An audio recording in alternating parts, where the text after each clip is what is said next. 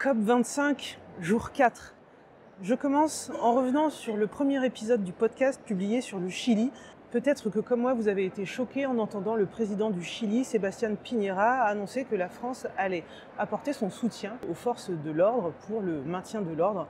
En l'occurrence, les auditeurs du podcast vous m'êtes très précieux puisque Yannick a trouvé la réponse. Il m'a envoyé des articles de presse de la Voix du Nord et du Huffington Post en particulier, indiquant que la France avait refusé d'apporter son aide à la police chilienne. C'est au moins une petite bonne nouvelle.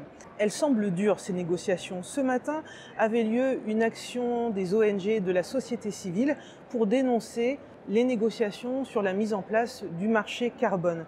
Ce marché carbone, c'est l'objet de l'épisode du jour du podcast, donc n'hésitez pas à aller l'écouter pour comprendre comment il fonctionne. Ce matin, j'ai pu interviewer un membre d'une délégation africaine. Il s'agit du Bénin, membre du groupe G77. J'ai pu discuter avec un membre de la délégation béninoise et il m'indiquait qu'il se demandait si les pays du Nord ne regrettaient pas d'avoir signé l'accord de Paris, étant donné l'état des négociations actuelles. Qu'il s'agisse de l'augmentation des contributions nationales à la réduction des émissions de gaz à effet de serre, mais aussi sur la question des pertes et préjudices pour les territoires déjà touchés par la crise climatique.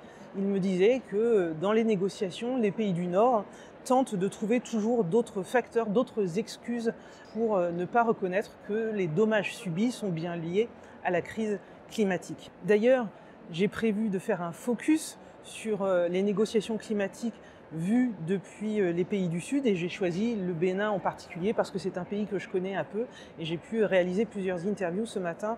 Ce sera intéressant à découvrir dans le podcast dans les jours à venir, évidemment. Je vous donne rendez-vous demain. Demain, un temps fort de la COP25, c'est la manifestation qui aura lieu au cœur de Madrid à partir de 18h. Elle débutera depuis la gare Atocha.